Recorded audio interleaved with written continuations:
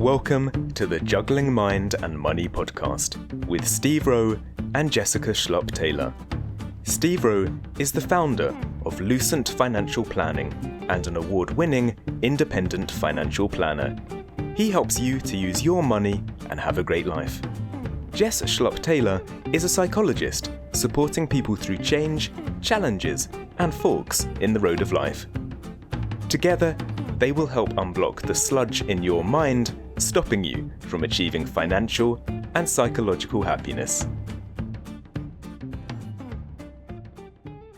Hello and welcome to episode 4 of Juggling Mind and Money. I'm Steve, founder of Lucent Financial Planning and a chartered financial planning firm in the UK. And this is Jess, our resident psychologist who helps our clients to obtain and maintain a healthy head. Hey Jess, how's it going? It is very good. Looking forward to this episode of podcasting. It's going to be awesome. In this podcast, we focus on trying to be happy, don't we, Jess? Trying to be happy. Are you happy? I am happy at the minute, yes. We're all very happy. Yeah. Nice, but not in a crazy way. I don't know. Quite like unicorns and butterflies. Can you say crazy now? Is that one of them words?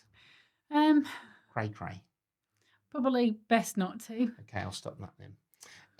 Anyway, money is an important part of happiness, and I've got that bit wrapped up. But also, happiness is a state of mind, and that's where Jess comes in. So if you're not happy, let's work out why and try to get there. Sounds good to me. Awesome. So, first of all, we do diagnose Steve. Diagnose Steve. There's obviously something wrong with him. Jess delves into what it could be. Diagnose Steve. Come on then, what have we got? So I'm so excited, Jess. I just think that this podcast is going to be totally awesome. Probably the best podcast that has ever been recorded. Not only in this room, but probably in the whole world. Ever. And it's great doing a podcast with you. It's bound to be number 1 in the podcast charts within a month. And I think my voice is perfectly suited to podcasting. And I think everyone is going to love it so much. And unlike other people that are on the radio, because they have a face for radio, because I am so hot and totally cool, right, I'll probably have be invited to be in TV, be in films, be in megastardom. And this is just the start. Okay. Little bit over-optimistic there, Steve. What? Why? Well, I really love the enthusiasm. I think that's a really good place to start.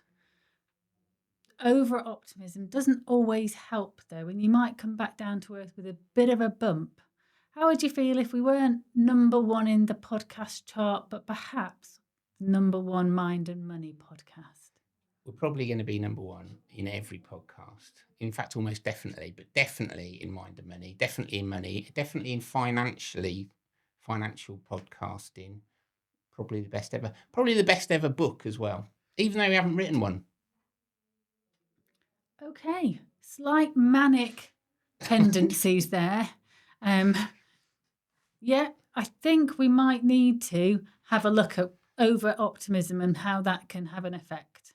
Okay, you think I'm over-optimistic here? Slightly over-optimistic. Love the enthusiasm, and actually there's a lot to be said for having a positive outlook in life. Huge benefits to that. Stuff that we can really grab hold of.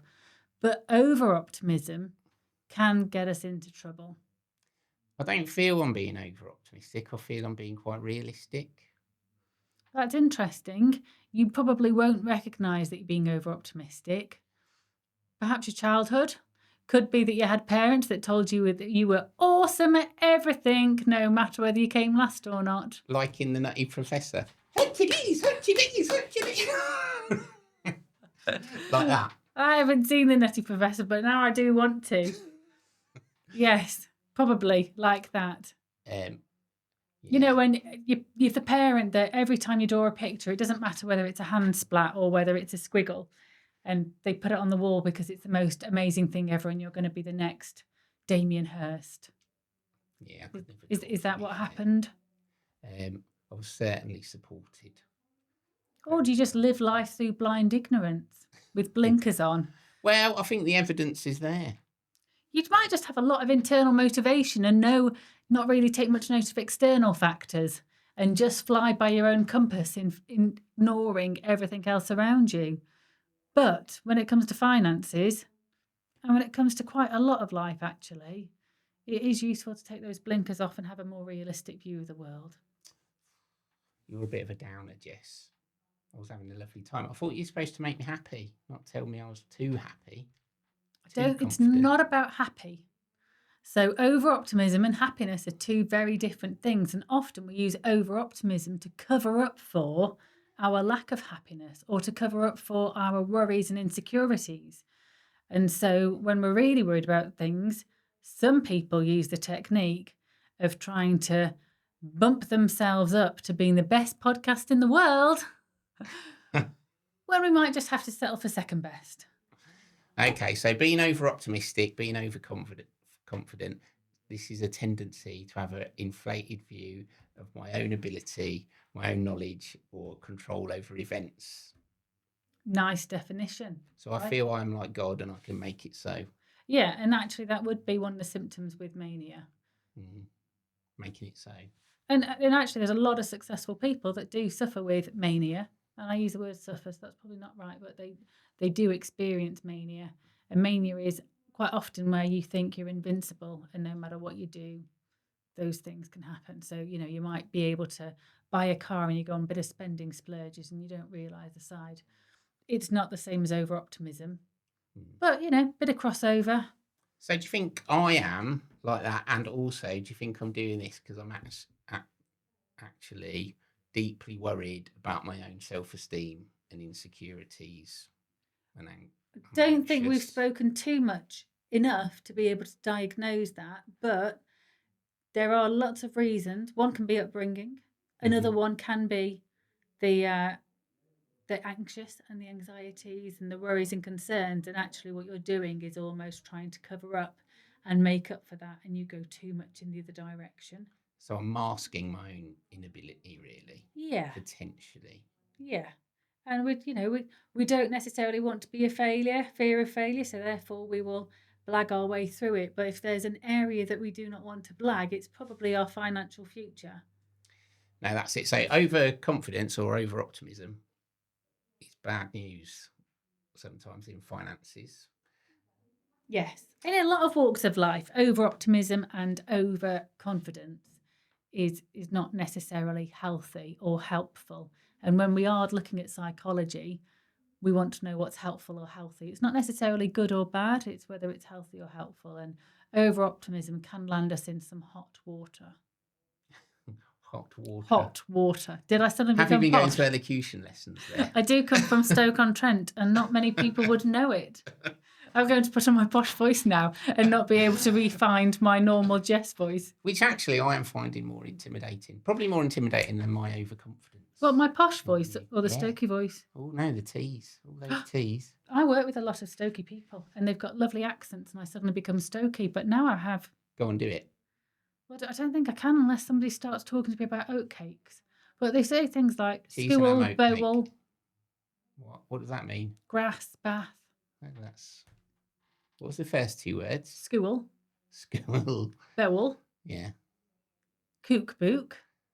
That's almost Lancashire, isn't it? So Stoke's a mixture of Manchester, Birmingham and Liverpool. So quite often when we go on holiday and when people guess where you come from, they guess Liverpool. Anyway, enough of accents. Let's get back to over-optimism. So some downsides. Hold on, because my brain just went off on one. Did you know that people discriminate against accents in job interviews, namely London, Birmingham, Liverpool and Manchester accents? Oh, and Geordie. Do they? Yeah. Needs to be a protected characteristic. Number 10th protected characteristic. Hang on, so London, Birmingham, Geordie. What was the other one? Liverpool, Manchester. I voted down. The biggest cities really get discriminated against in job interviews. Interesting. Shout out to probably our only listener, Gan Canny. Only one person and all what that means. Yeah, I don't know what that means. You know who it is then.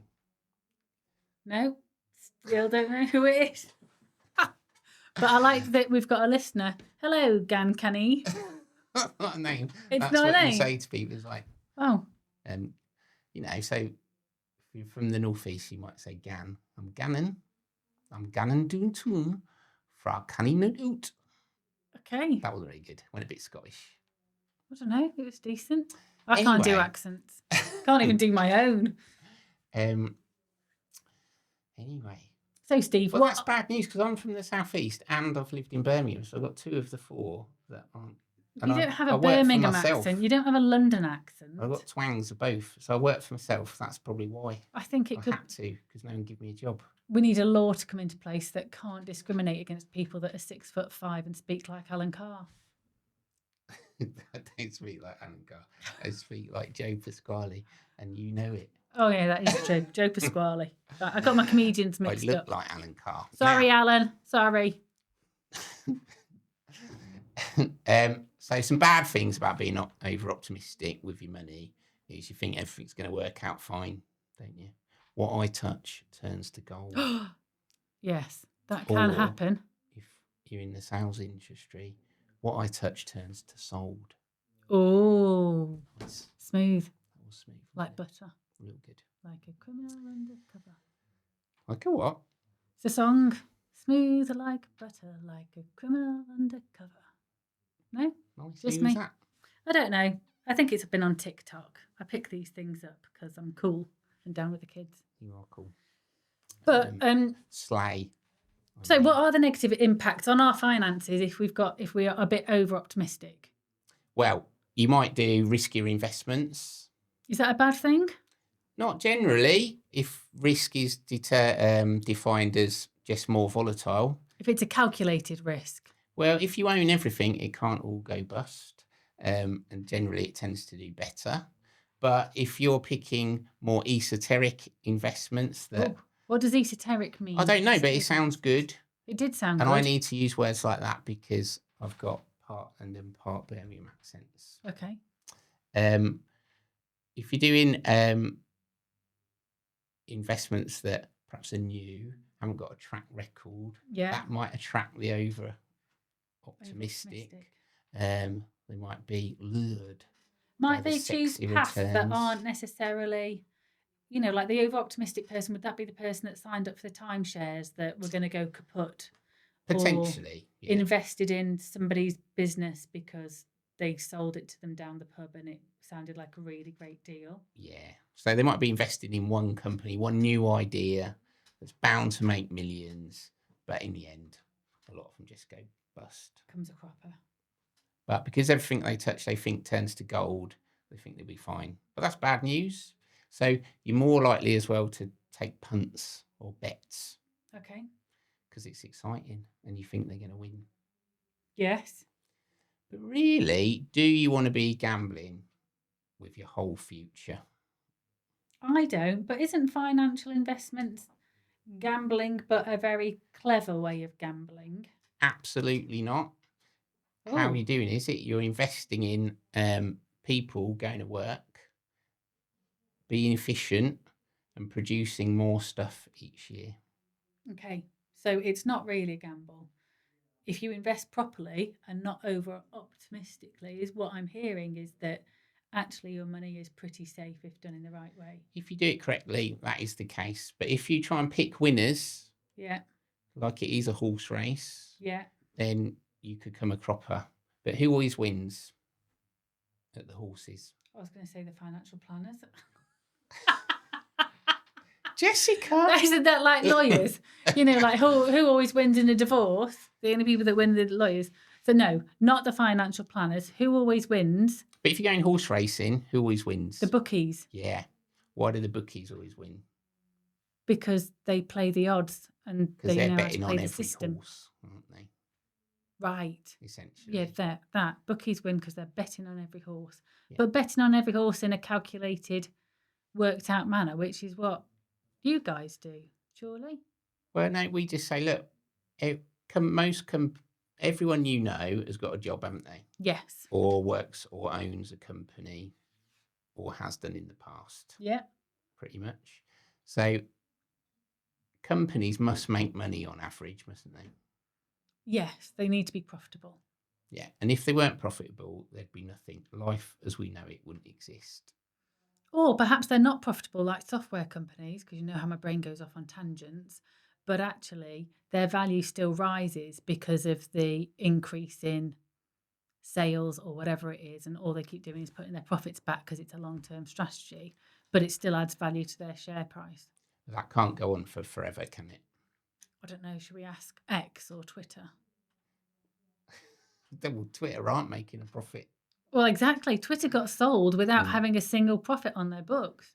Tesla are making a profit now, though, aren't they? Yeah, but Tesla isn't X. I know that they have the same person behind it. Shout out to Elon Musk. You're Don't know welcome whether on it's the a show. particular pleasant shout out, but hey, Elon, interesting character. Yeah, X I don't think is making a profit yet. Yeah, but he can subsidise that, can't he? Because he's got money from other sources. Yeah. So if we say some companies aren't going to make money. Yeah, but the share price, we're investing in the share price, not necessarily the profit, aren't we? But the majority are going to make money. Yes. And Okay, they must I'm with you. Because otherwise no one would get paid. This is true. Right? So companies need to borrow money or raise finance through selling shares in order that they can pay their employees so that they can make something and sell it for more than all those costs. Yeah. Right? So if we look at all the companies in the world, they must make money on average. Overall, absolutely. Otherwise, you wouldn't be able to get a mortgage to buy a house because you need wage slips, which are profits from a company, essentially. Yes. Right. So it all starts there. So if you own them all, you will make money eventually. If you spread your bets. Yeah. So you own everything. If you're an over-optimist, you might think, well, I don't need to own them all because I know that these ones, because everything I touch turns to gold, I know these ones are going to earn more money. Okay. Yeah. Right. So they might do that and they might make a load of money, but also they might lose a load. Yes, because I suppose to pick those odd ones, you would have to have a huge amount of knowledge to be able for that to be a successful strategy. Yeah. Like Shark Tank, and even the people on Shark Tank and Dragon's Den. Do you watch Shark Tank? Me and my son watch Shark Tank. That's the American version, isn't it? Yeah. Australian. Yeah, the American version. The funniest was when some bloke wanted to sell the software that got you to be in meetings even though you weren't really there. Yeah. And it was a bit difficult for people to invest in a non-moral company. So they didn't get it. But he was quite optimistic, that salesman.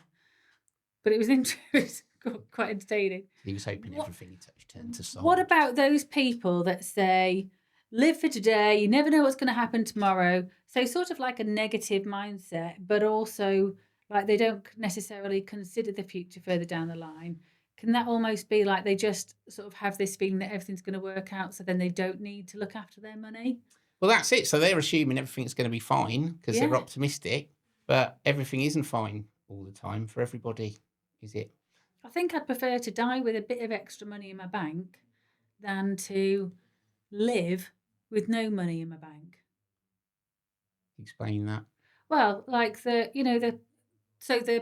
argument that people have is, well, I might get hit by a bus tomorrow, so I need, live for today. You never know what's going to happen tomorrow. Could end tomorrow. I don't want to, you can't take your money with you, which you can't. And, at the same time, there's a bit of a balance, isn't there? And we're talking about balance. But if we don't think about the future, if we don't plan for the future, then we could be alive for 20, 30 years in a really miserable situation. If you're injured or... Well, injured or you've spent all your money because you were so busy living for the day that you didn't plan for the future. You didn't make the evening. I know. And the evening's the best bit. Well, it gets cold in the evening. It gets cold at night time. Yeah, you get a bit lonely. And with no finances to fall back on, but almost just thinking a wing and a prayer and I'll be fine. It'll work out fine. Yeah. People bit over-optimistic. Yeah. So, well, that is the thing as well. So that person, because they think they won't die, and then they do. They haven't got any life insurance or anything, so their family are left with a lot less money. Oh, yeah. The over-optimistics that don't consider the possible pitfalls. And actually, with cancer rates and things like that, it is really useful to have that. Is it illness protect? What's it called? Yeah, well, you You're can the get finance person. income protection or critical illness cover Critical illness cover. That's the one I was thinking of. in case something bad happens to you. Yeah. So you can't work for a bit because you're laid up or convalescing. Incapacitated. These are long words like esoteric. Yeah. Marmalade. I All like the very word long marmalade. words. I've got a joke about marmalade. Do you want to hear it? Yeah. There were 2 chicks and an orange in a nest. Yeah. One chick said to the other, "Look what marmalade!" That wasn't even planned, was it? I mean, it did sound like it had been scripted, and it wasn't. Yeah. Well, It is just one of my favourite jokes. let's just stick to the script, Jess. Okay, let's get back to it. Do not go off script again. Okay.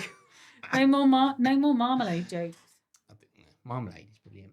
Anyway, so you won't cover yourself, you won't insure yourself against death or illness, and that can put you in real stuck. Shark infested waters. It can, should it happen.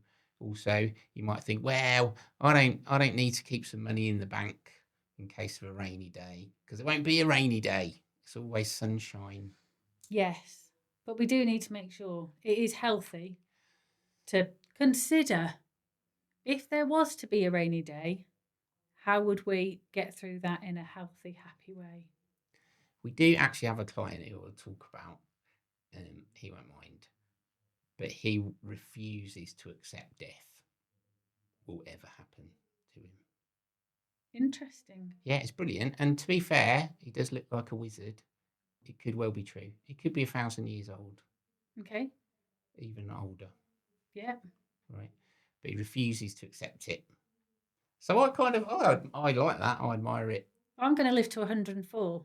Just Why so 104? You know. I don't know. My children, when children get to an age and they're like, "Are you going to die?" And I'm like, "No, I'm not going to die."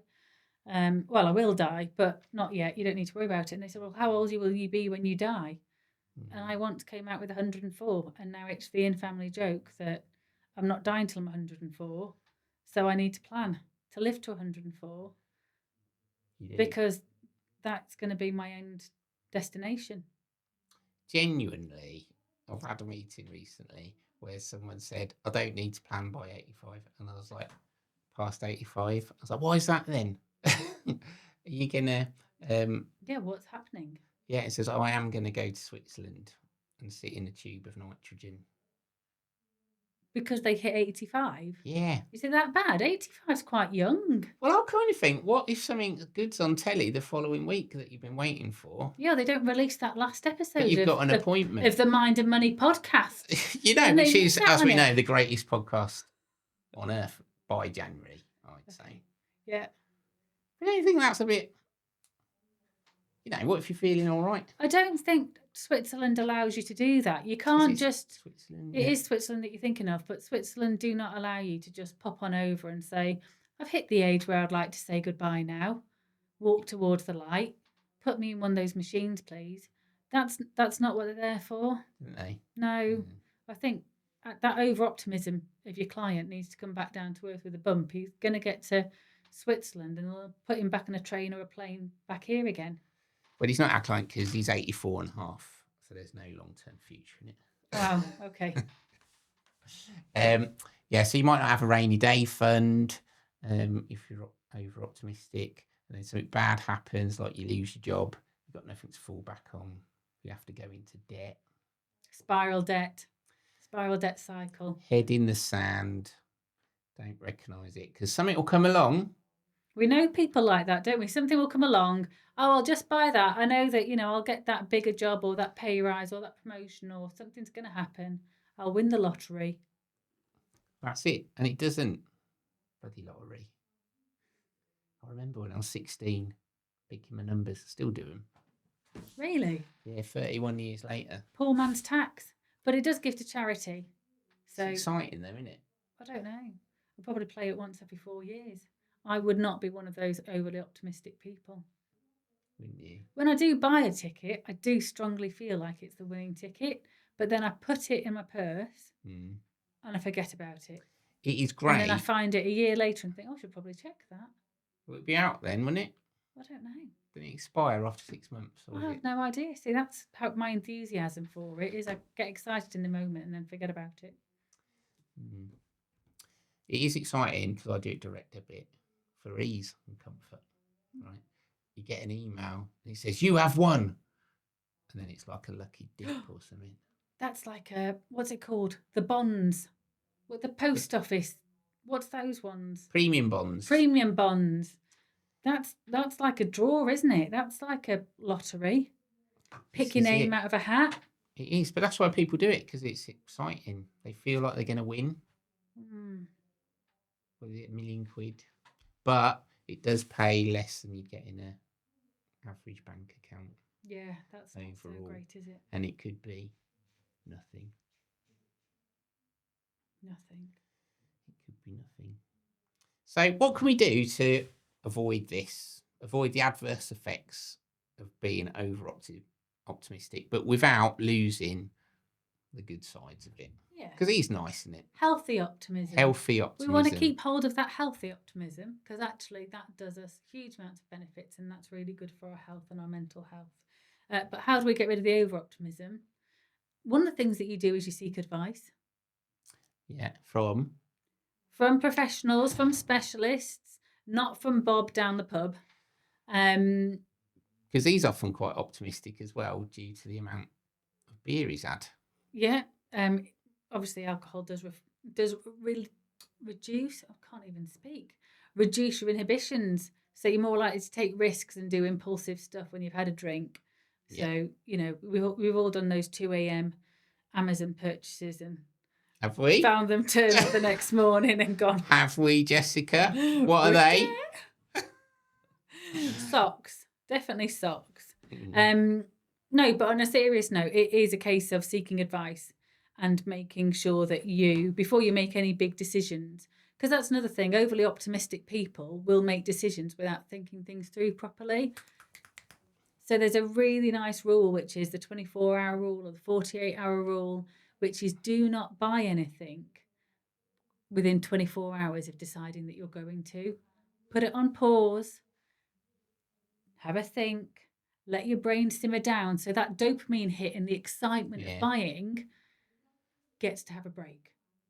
And then you return to it and you go, oh, not as excited about it now as I was. Perhaps I won't do that.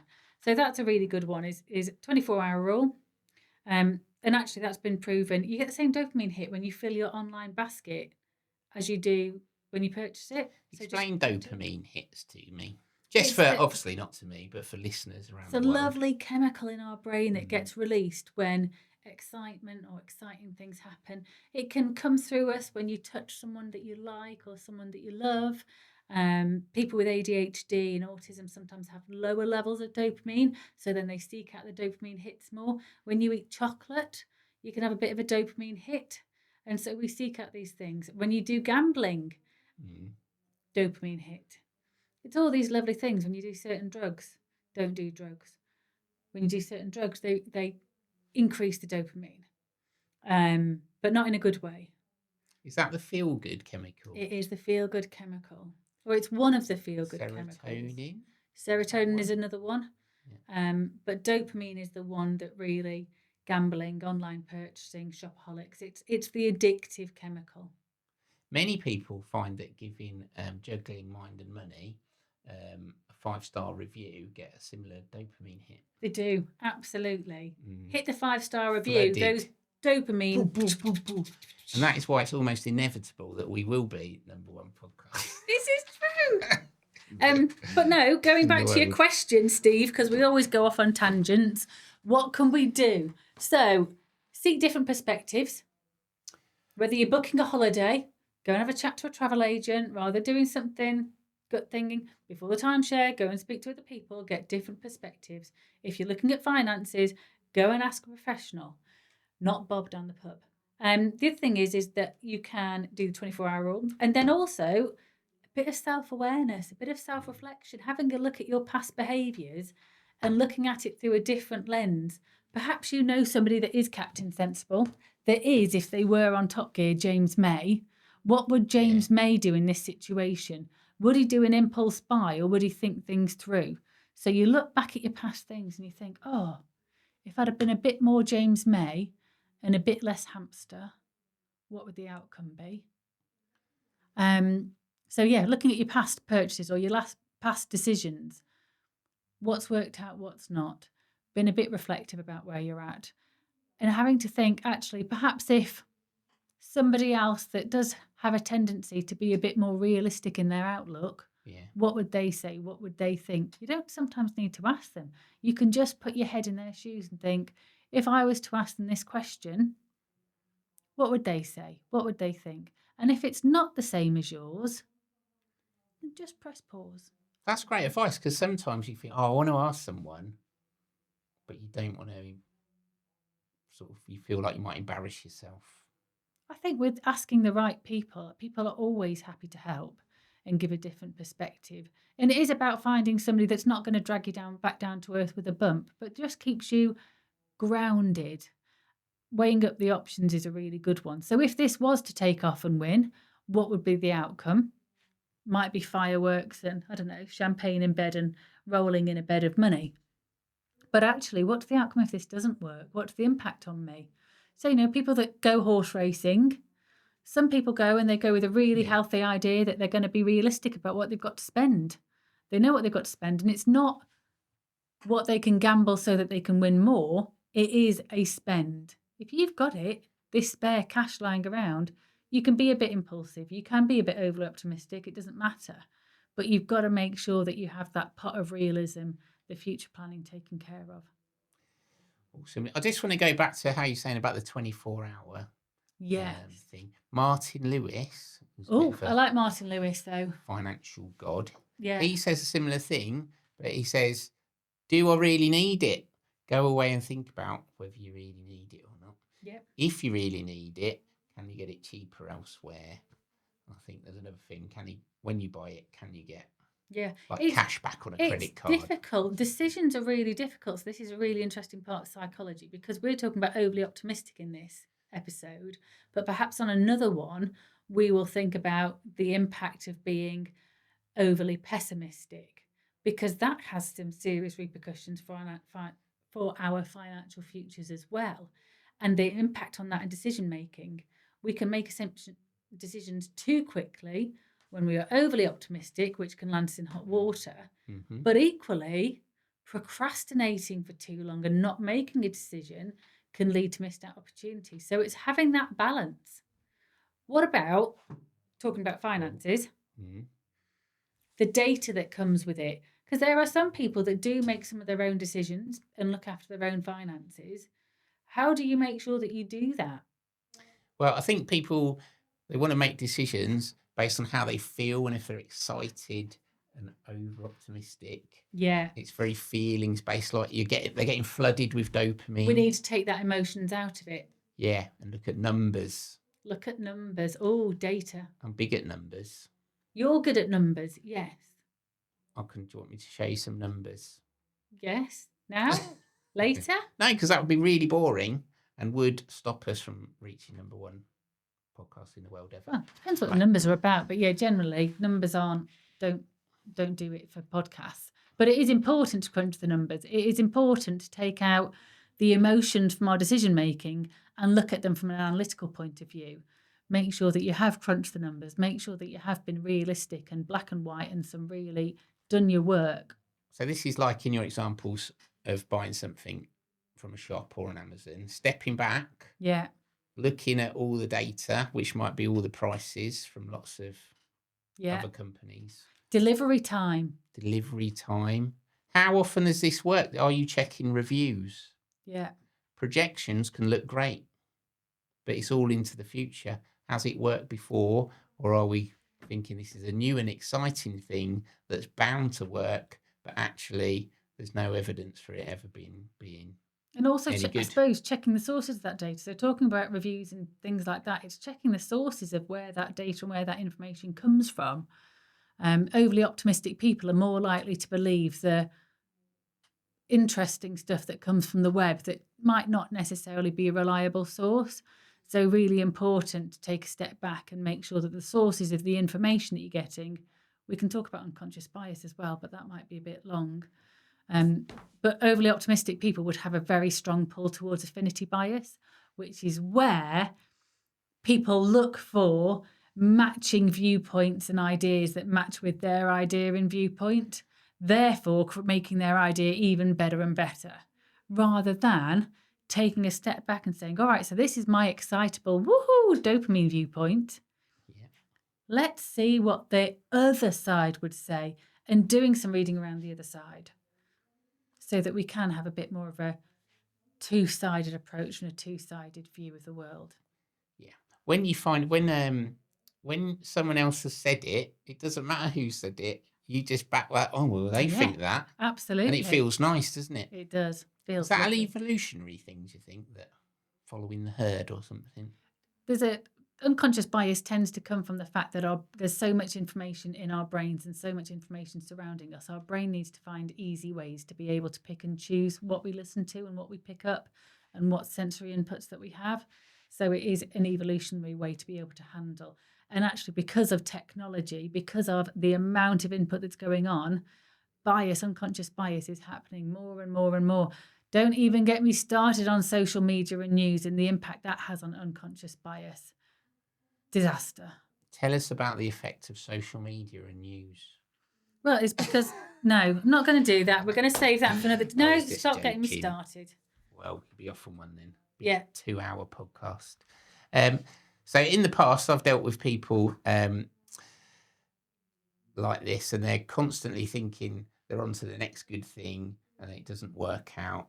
And we've looked at why they thought that, and then the next time they think that, we do what we call an assumptions register. So what they expect to happen and why, and we write it down. Yeah. And when things don't work out as expected, they can go and look at it and see if it changes their mind and recognize the assumptions they made and how they forced them to make an error. Yeah. Okay. Essentially. So that's part of that self-reflection piece you were talking about. But probably earlier. a bit deeper. The problem that we've got with over-optimism is that a lot of the time people don't recognise that they've got it because they're overly optimistic, and they don't want those lovely blinkers to be taken off because it's a lovely dopamine-filled world to live in. It's almost, if you take that overly optimistic pair of glasses or the rose-tinted glasses off, sometimes it doesn't feel quite so lovely, and they're not necessarily willing to see outside. So it is a case of slowly introducing new concepts and just taking steps back and taking some small steps. We don't want to bring you back down to earth with a bump. No. More a gentle glide. Do we want to bring them back down to earth? Well, or just like tether them they a can bit? keep them in their head in the clouds as long as the feet are on the ground. Yeah, a little Yeah, bit. absolutely. Okay, so I think to sum up, Yep. take a step back, Take a step back. pause, Time. write down what you think might happen and why. Yeah. Look at it again later. Look at the data. Take the emotions out of it. Absolutely. Be a robot, no emotion. Oh, robot. Yeah, Oh, that's my surname in it. Sounds cool. Robot. I am a robot. Yeah. Okay. And just to maybe accept that everything that is exciting is not necessarily good for you. Yeah. Sometimes things are too good to be true. Sometimes that feeling of excitement does not equal success, does not equal outcome. Have a plan and stick to it. Oh, have a plan and stick to it. I like that. Yeah. Not get diverted by something that you think's exciting that's definitely going to work out. So that plan doesn't necessarily equate to having to have things exciting, does it? It could be just a robust, solid plan. Robust, solid plan that makes sense. So do you sometimes have clients that come in and you've done a really great plan for them and they go, oh, what about investing in Willy Wonka's chocolate factory? My mate's just started up a new chocolate factory and they need, I don't know, £500,000 to invest. And I've said, yes. Yeah, all the time. In fact, just last Sunday, 18 months after such an event happened, had a text saying, can you do this So sell out of something, but without saying I told you so. And I was very good. I didn't. You didn't tell. You were good. You didn't say I told you so. No, because you can use emojis now. Okay. Which one did you use? It's a podcast, Jess. No one can see you doing that. Oh. Unless you're watching on YouTube. Did I mention our YouTube channel? Which is sure to be number one in the world. Sure to be number one in the world. Imminently. So just for people that aren't watching on YouTube but are listening on the podcast, I did the hands up to shoulders. Look, almost like a bit of a roll the eyes, but not quite. Bit of a shrug. Yeah. Okay, so now we're on to Sockology. My favourite part. And now for Sockology, where Jess and Steve review types of sock and how your socks affect your mood. Okay, let's have a look then, Jess. So this is for YouTubers only. Let's have a look at your socks. I don't know if I can get it up to the camera. Well, I can't. Giving us a flash there, Jess. Trying to turn it right. You can't really see, I but see it on that one. you see it on that one. Oh yeah. So use it on this one.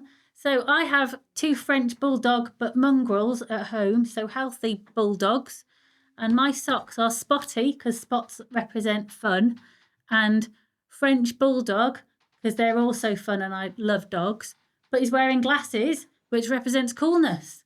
So today I am sporting happy, cool socks. That's really cool. Now, I have optimistic socks on. Really? I looked at your socks earlier. I did not think they looked as fun as mine. Yeah, but this is the downside Okay. of my over-optimism. Then it's representing the Right.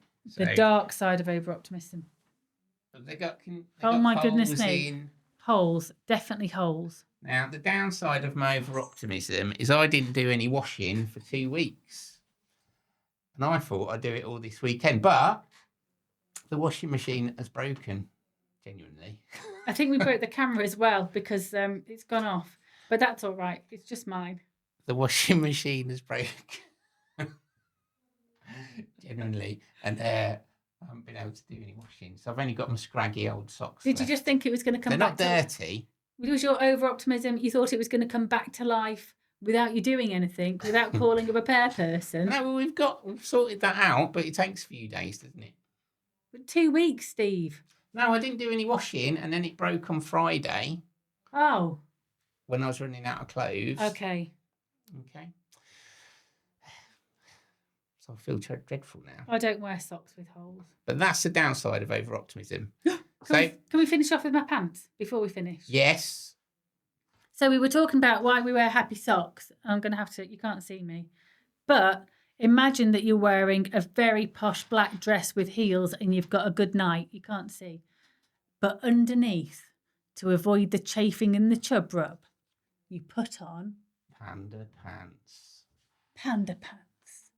These aren't men's boxers. No, these are women's boxers, specially for chub rub, and bought from a gift voucher from Steve, the one that's sitting here, for me.